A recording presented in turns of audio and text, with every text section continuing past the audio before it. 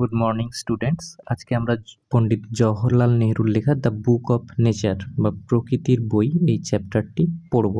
তাহলে let start, শুরু করা যাক।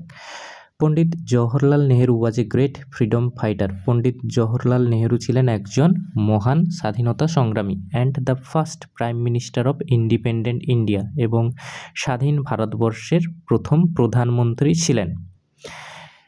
গ্রেট ফ্রিডম ফাইটার মানে মহান স্বাধীনতা সংগ্রামী, প্রাইম মিনিস্টার মানে প্রধানমন্ত্রী, আর ইন্ডিপেন্ডেন্ট ইন্ডিয়া মানে স্বাধীন ভারতবর্ষ।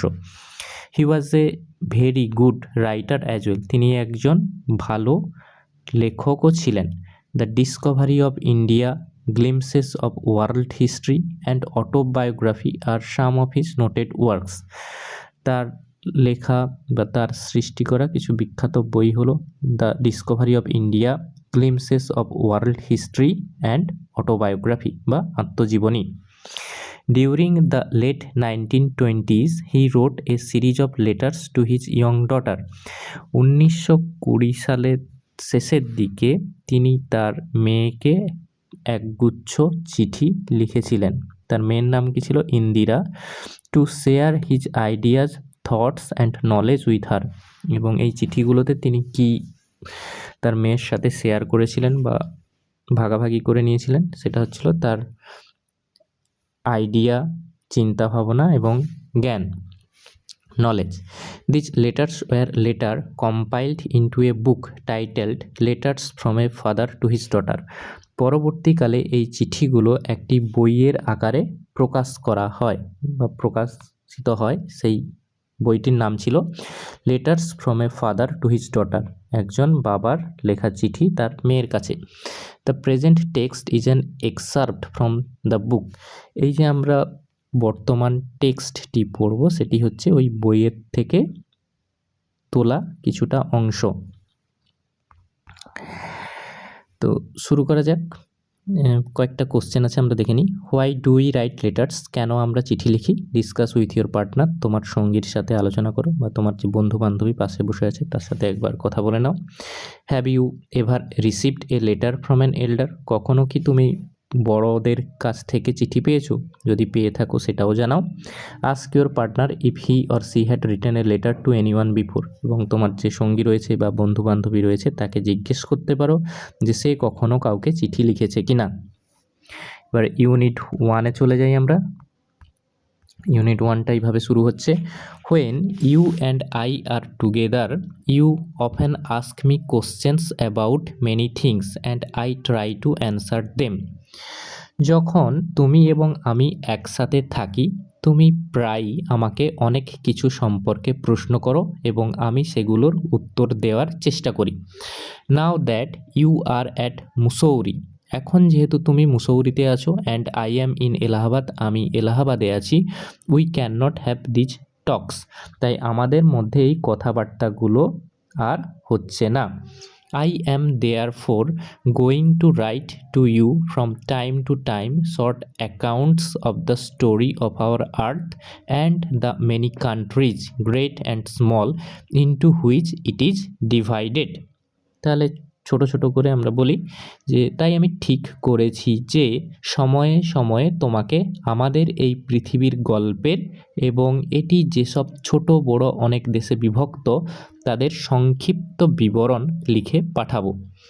শর্ট অ্যাকাউন্টস মানে সংক্ষিপ্ত বিবরণ, আর্থ মানে পৃথিবী, মেনি কান্ট্রিজ মানে অনেক দেশ, গ্রেট অ্যান্ড স্মল মানে ছোট এবং বড়, আর ডিভাইডেড মানে বিভক্ত হওয়া। You have read a little about English history and Indian history.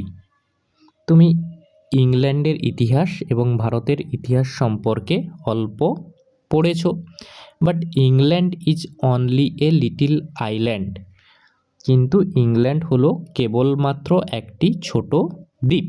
And India দো এ বিগ কান্ট্রি, এবং ভারত যদিও একটি বড় দেশ, is only a small part of the earth surface, তবুও তা পৃথিবীর উপরিভাগের একটি সামান্য অংশ মাত্র।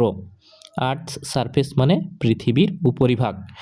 If we want to know something about the story of this world যদি আমরা এই বিশ্বের কাহিনী সম্পর্কে কিছু জানতে চাই, we must think of all the countries, তাহলে আমাদের ভাবতে হবে সমস্ত দেশ সম্পর্কে, and all the peoples that have inhabited it, এবং সেই সমস্ত মানুষজনের সম্পর্কে যারা এখানে বসবাস করে, and not merely of one little country, এবং সেই ছোট্ট একটি মাত্র দেশকে নিয়ে নয়, where we may have been born, যেখানে আমরা জন্মগ্রহণ করেছি। তাহলে কি বললেন, যে আমরা যে ছোট্ট দেশে জন্মগ্রহণ করেছি শুধু সেখানকার কথা ভাবলে হবে না, আমাদের এই পৃথিবীতে যত দেশ রয়েছে সেখানে যত মানুষ বসবাস করে সবার সম্পর্কে ভাবতে হবে বা জানতে হবে। I am afraid I can only tell you very little in this letters of mine. আমার ভয় হয় যে আমার এই চিঠিগুলোতে আমি তোমাকে খুব সামান্যই বলতে পারবো। But that little I hope, কিন্তু এই যে অল্প কিছু আমি তোমাকে জানাতে পারবো আমি আশা করছি, উইল ইন্টারেস্ট ইউ, তোমার মধ্যে আগ্রহ জাগিয়ে তুলবে, and make you think of the world as a whole, এবং তোমাকে পুরো বিশ্বটাকে এক হিসেবে ভাবতে সাহায্য করবে, and of other peoples in it as our brothers and sisters, এবং অন্যান্য মানুষজন যারা এই পৃথিবীতে বসবাস করছে তাদেরকে আমাদের ভাই ও বোন হিসেবে ভাবতে শেখাবে। হোয়েন ইউ গ্রো আপ, যখন তুমি বড় হবে, will read about the story of the earth, তুমি এই পৃথিবীর ইতিহাস সম্পর্কে পড়বে, অ্যান্ড হার পিপুলস, এবং তাতে বসবাসকারী যে মানুষজন, ইন ফ্যাট বুকস, অনেক মোটা মোটা বইয়ে তাদের সম্পর্কে পড়বে, and you will find it more interesting than any other story or novel that you may have read. তুমি দেখবে যে তা তোমার পড়া অন্য যে কোনো গল্প বা উপন্যাসের চেয়ে অনেক বেশি আকর্ষণীয় হবে। You know of course that our earth is very very old, তুমি অবশ্যই জানো যে আমাদের এই পৃথিবী অনেক অনেক পুরনো। Millions and millions of years old, lakh lakh বছরের পুরনো। তাহলে মিলিয়ন্স অ্যান্ড মিলিয়ন্স মানে লক্ষ লক্ষ, ওল্ড মানে পুরনো। And for a long long time there were no men or women living in it, এবং অনেক দীর্ঘ সময় ধরে এখানে কোনো পুরুষ বা নারী বাস করতো না। Before the men came there only animals, and before the animals there was a time when no kind of life existed on the earth, মানুষ আসার আগে এখানে শুধু পশুরা ছিল, আর পশুদেরও আগে এমন এক সময় ছিল যখন পৃথিবীতে কোনো প্রাণেরই অস্তিত্ব ছিল না। তাহলে লাইফ মানে জীবন বা প্রাণ, এক্সিস্টেড মানে অস্তিত্ব, আর আর্থ মানে তোমরা জানো পৃথিবী। It is difficult to imagine this world of hours, আমাদেরই পৃথিবীকে কল্পনা করা আমাদের সাধ্যের বাইরে বা কষ্টকর, একটু কঠিন। কি কারণে? Which is so full today of all kinds of animals and men to be without them, আমাদের এই পৃথিবী যা আজ সব ধরনের পশু এবং মানুষে পরিপূর্ণ, এই যে পরিপূর্ণ অবস্থান, এইটা কল্পনা করা খুব কঠিন যে একটা সময় এরা কেউই পৃথিবীতে ছিল না। But scientists and those who have studied and thought a great deal about these matters tell us that there was a time when the earth was too hot for any living being to live on it. আমরা একটু ছোট ছোট করে মানে এটা দেখি। But scientist, কিন্তু বিজ্ঞানীরা, and those who have studied, এবং সেই সমস্ত মানুষজন যারা পড়াশোনা করেছেন, and thought a great deal about this matters, এই সমস্ত বিষয় সম্পর্কে তারা আমাদের জানিয়েছেন। That there was a time, যখন একটা সময় ছিল, when the earth was too hot, পৃথিবী ছিল ভীষণ গরম, for any living being to live on it, জীবন্ত কোনো কিছু যেটা জীবন্ত তার পক্ষে এই গরমে বেঁচে থাকা অসম্ভব ছিল এই পৃথিবীতে। মানে তারা আমাদের যে সায়েন্টিস্ট বিজ্ঞানীরা বলেছেন একটা সময় পৃথিবী এতটাই উত্তপ্ত ছিল যে কোনো জীবের পক্ষে এখানে বেঁচে থাকা সম্ভব ছিল না।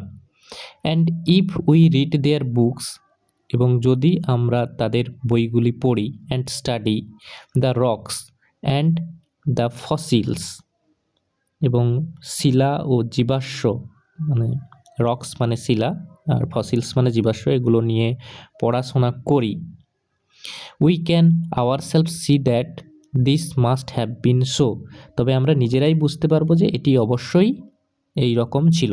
মানে পৃথিবী এতটাই গরম ছিল যে সেখানে প্রাণের কোনো অস্তিত্ব থাকা সম্ভব ছিল না। এটা আমরা এই ফসিলস বা জীবাশ্ম এবং রকস বা শিলা নিয়ে যদি গবেষণা করি, পড়াশোনা করি, তাহলে আমরা বুঝতে পারবো।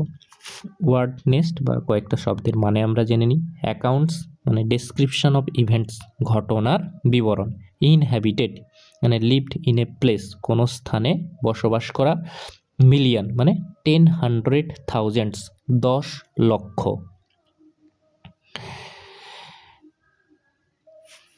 ধন্যবাদ।